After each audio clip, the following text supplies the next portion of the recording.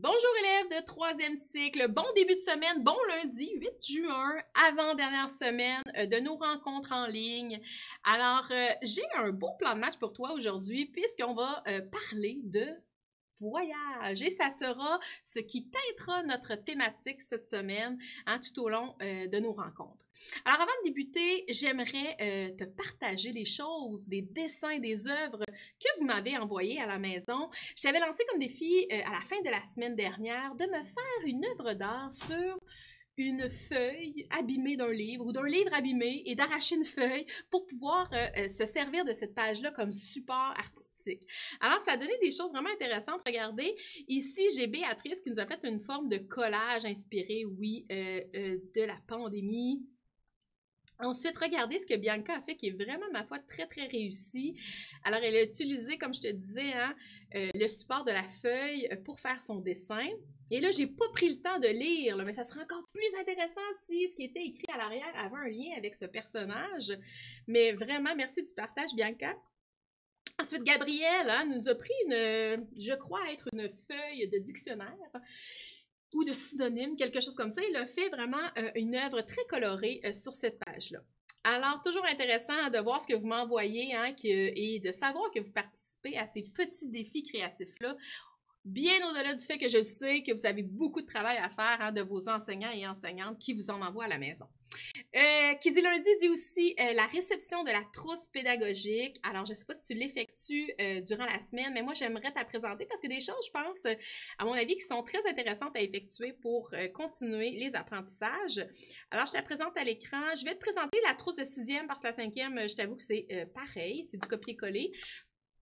Alors ici, on a un travail en français qui te demande aussi de te positionner par rapport à Internet, aux informations qui sont véridiques ou fausses. Et puis ça, c'est important d'avoir un regard critique par rapport à ça. Et on te demande d'effectuer une lettre, parce que fin troisième cycle comme ça, c'est important que tu connaisses la formule, les formulations pour la lettre, pour les salutations.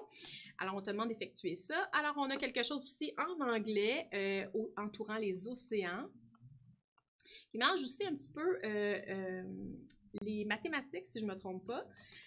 Ensuite, au niveau des mathématiques, justement, on te parle de plan incliné, de compilation des essais, des erreurs pour trouver le plan le plus efficace pour faire rouler la voiture.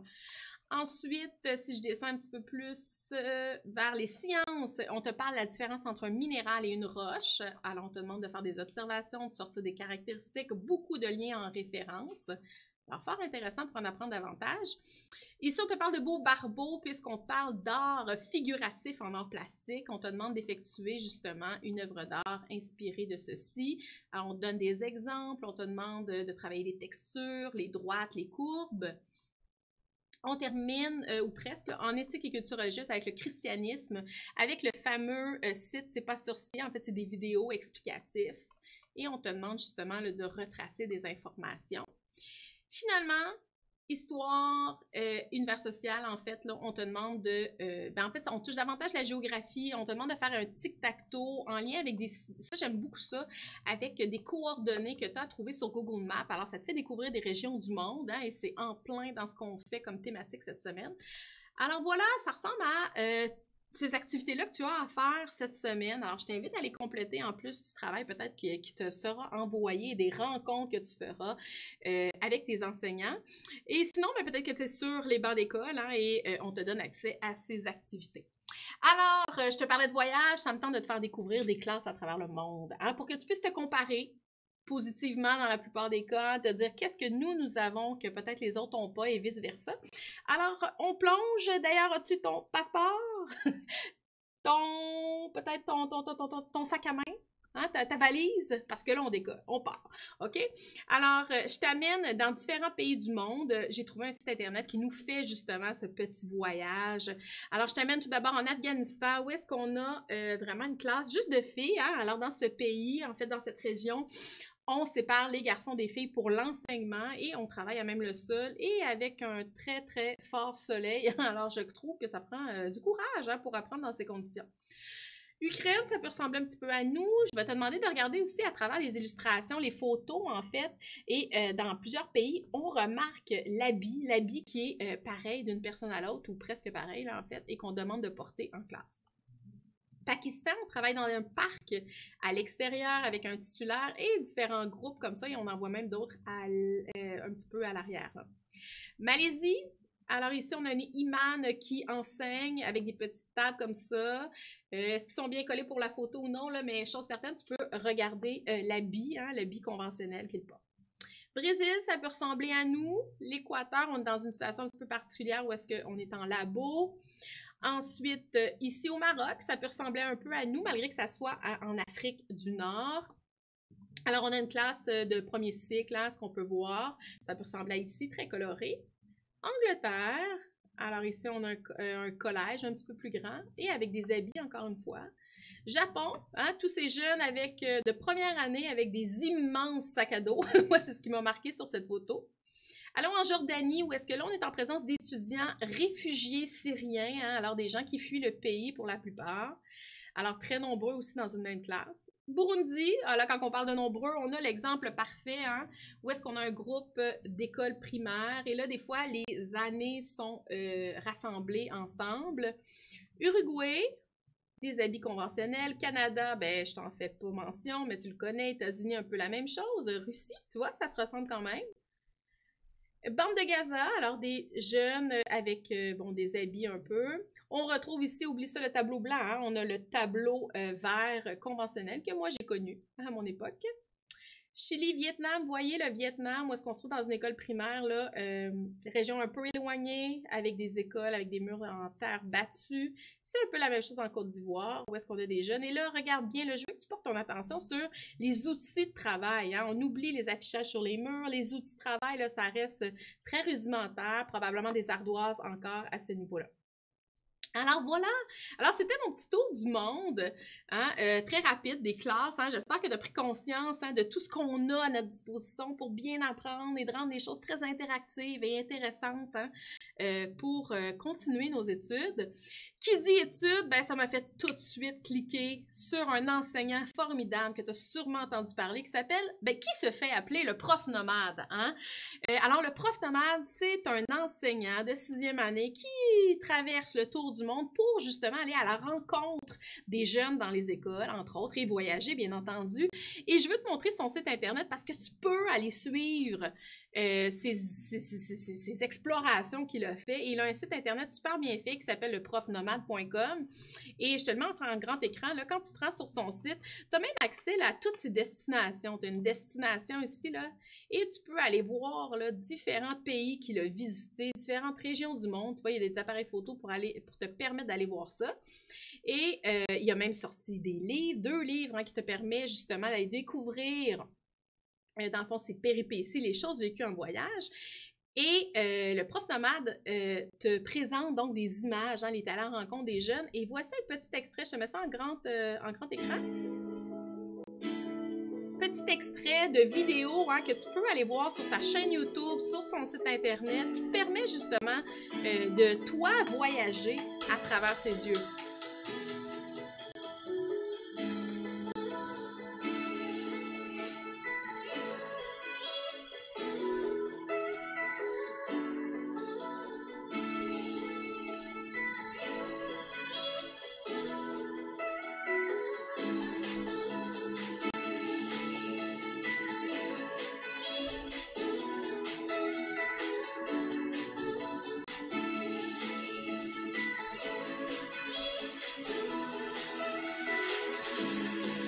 Alors, je m'arrête ici, hein, simplement pour te dire que tu peux aller continuer de faire cette découverte à travers son site internet, sa chaîne YouTube.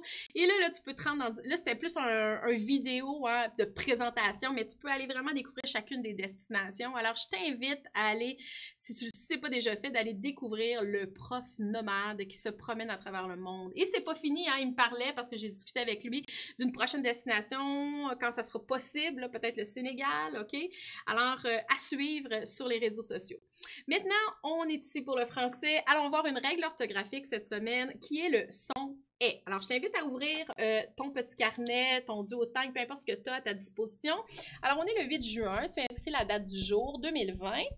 Et le son, c'est donc le est. Et tiens, je vais le mettre dans un nuage pour symboliser nos voyages. Alors, le son est, ce que tu dois savoir, c'est qu'il s'écrit de plein de façons différentes. Et là, tu peux les écrire juste pour t'en souvenir. Tu as le EI, tu as le AI, le E accent grave, bien entendu. Tu as le ET aussi. Et bon, il y en a quelques-uns. OK? On va regarder avec les mots d'orthographe que je vais te donner cette semaine. La chose que j'aimerais que tu retiennes, c'est que si c'est un mot, en fait, un nom masculin, et qui se termine par le son est, mais à la fin, là, le est, ça va s'écrire ET. Ensuite, si c'est le son est, OK, le son est, il va s'écrire un E s'il est suivi de 2 consonnes. Alors, si tu te souviens de ça, là, je pense que tu as une bonne base, puis le reste, ben, faut l'apprendre par cœur. On n'a pas le choix. Alors, on y va pour les mots d'orthographe de la semaine. J'y vais avec, ici, billet. Je vais poursuivre avec, tiens, je vais approcher ma feuille, frontière. Ensuite, territoire. Je poursuis avec tempête. Paupière.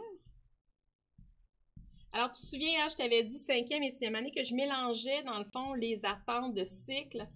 Alors, il y a des mots de 5e, des mots de 6e année, mais je pense que si tu les maîtrises, ceux-ci, que ce soit en 5e ou en 6e année, ça serait parfait parce que c'est des mots usuels hein, qu'on utilise fréquemment, en fait.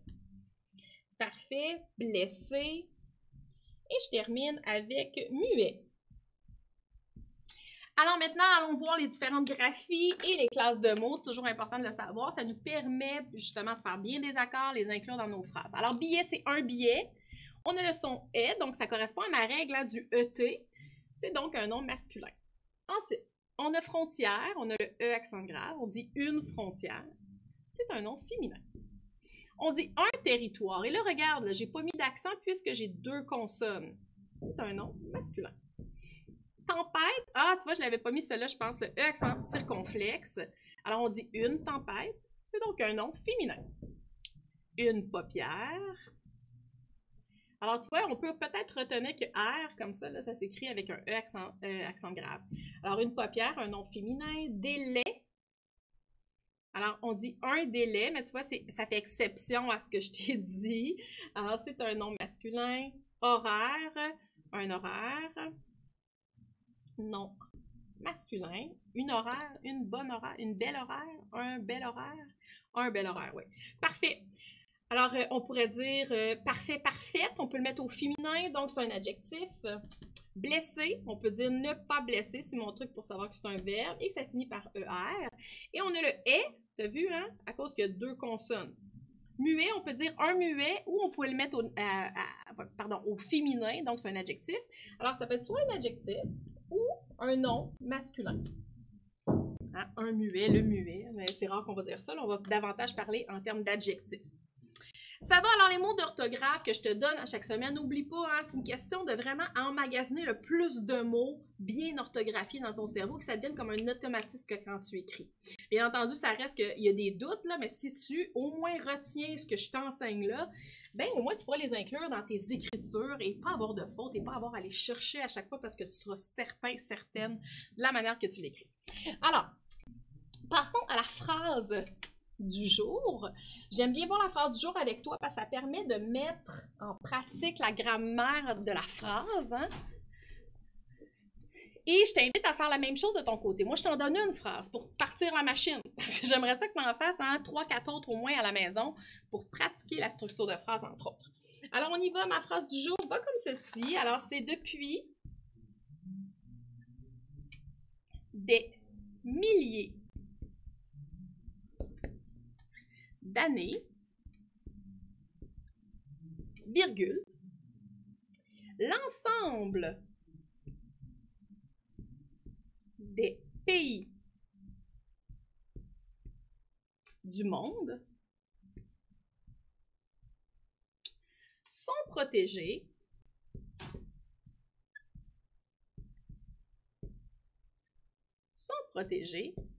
par des frontières. Point. Alors, allons vérifier les différentes choses, les différents groupes dans ma phrase, la fonction de ces groupes-là. Alors, on a une majuscule, un point, c'est toujours important pour moi que tu le réalises. L'autre chose que je veux que tu réalises, c'est la virgule ici. Et je t'avais déjà mentionné ça, je veux que ça devienne comme un réflexe pour toi. J'ai un groupe avec une virgule, c'est sûr que c'est un complément de phrase. OK? Alors, il aurait pu être à la fin, j'aurais pu l'enlever, c'est un complément de phrase. Souviens-toi de ça, hein? C'est un bon petit truc à savoir. Et ce qui suit cette virgule-là, c'est mon groupe sujet. Okay? C'est toujours pas mal ça. Alors, on y va avec les groupes du nom. Alors, j'ai des milliers d'années. Alors, j'ai quoi? J'ai des années, j'en ai des milliers d'années. Ensuite, alors ici, c'est un complément de phrase. On l'avait dit, là, c'est un complément de phrase. Ensuite, pour retrouver le groupe sujet, juste pour être certain, alors, on a un verbe, c'est être protégé, OK? Sont, on pourrait mettre sont. On pourrait l'encadrer par ne sont pas protégés. Et qu'est-ce qui ne sont pas protégés? C'est l'ensemble plutôt. L'ensemble des pays du monde sont protégés par des frontières. Ah, mais là, tu vois, j'ai fait une erreur, je pense, d'accord. Parce que c'est quoi qui est protégé? C'est l'ensemble des pays. Alors, on pourrait dire, si je disais les pays du monde sont protégés, là, ça fonctionnerait. Mais si je dis l'ensemble des pays du monde, c'est est protégé. Fais-tu la différence? OK, alors ici, on va dire est protégé. On ne mettra pas de S parce que c'est l'ensemble qui est important dans le mot. C'est le noyau de mon groupe du nom. Alors, l'ensemble, il y a son déterminant. C'est un nom masculin et c'est l'ensemble de quoi? Des pays du monde et c'est ça mon expansion, mon complément du nom. Alors, c'est l'ensemble des pays du monde qui est protégé par des frontières. Frontières, c'est un autre nom féminin, pluriel, donc on a un des et on a notre S ici. Donc, on a un autre groupe du nom. Alors, tu vois, ça vaut la peine hein, de bien comprendre, d'aller voir c'est quoi le groupe sujet et le remplacer même par un pronom. Hein. Je ne l'ai pas fait, là, mais ça serait l'ensemble des pays du monde, c'est il, cet ensemble-là, il est protégé par des frontières. Alors, il est protégé par quoi? Par des frontières. Alors, tout ça ici, mon groupe sujet, c'est l'ensemble des pays du monde. Hein? Tu l'as bien compris, là, je peux même te le mettre en une autre couleur là, pour que tu le vois bien. L'ensemble des pays du monde, c'est donc un groupe du nom qui est sujet, un groupe sujet, c'est sa fonction. La fonction ici du groupe du nom, c'était complément de phrase. Et ici, on a mon groupe du verbe. Et c'est un groupe du verbe et sa fonction, c'est d'être prédicat. Il prédit ce que le sujet fait ou ce qu'il vit. Ça va pour ma phrase? Ah, alors ça valait la peine que je la fasse avec toi puisque j'ai remarqué que j'avais mal accordé mon sujet avec mon verbe, ou en tout cas, je l'avais mal interprété, disons. Alors, j'efface ça et il me reste quelques minutes pour te lancer ton défi du jour. Et c'est un défi que je trouve intéressant. Tu as peut-être déjà fait l'exercice, mais c'est inspiré un peu de mon tour du monde de classe que je t'ai fait tout à l'heure. Alors, ce que j'aimerais que tu fasses, c'est me faire découvrir qu'est-ce que toi, là, à la maison, qu'est-ce qui serait l'école idéale, l'école parfaite? Qu'est-ce qu'on y retrouverait? De quelle façon tu vivrais justement l'école? Hein, que ça soit, moi j'aimerais ça que ça soit à l'extérieur, j'aimerais ça qu'il y ait des sports, j'aimerais ça qu'il y ait... OK, alors qu'est-ce que tu y retrouverais? Question de t'inspirer, je t'en montre quelques-uns qui ont été faits, quelques-unes des écoles qui ont été faites par des élèves de 5e année. Alors ça peut peut-être t'inspirer. Je te montre ça à l'écran. Alors tu vois, j'ai des élèves ici, je vais te montrer le premier, un garçon ici, qui avait fait au dessin, en fait, une Wi-Fi zone. Il avait mis des terrains de sport, une piscine. Hein, et ensuite, il l'a produit, oui, au crayon, mais ensuite, il est allé le faire à l'ordinateur. Et là, regarde qu'est-ce que ça donne, c'est intéressant. Hein? Alors, ça peut t'inciter à faire l'un ou l'autre, hein, que ce soit par écrit que tu me le photographies ou me l'envoyer directement parce que tu le fais sur PowerPoint ou sur Paint Artist. Alors, même chose ici, j'ai une petite fille qui s'est inspirée, en fait, chose certaine, c'est qu'il n'y a pas de devoir à cette école-là.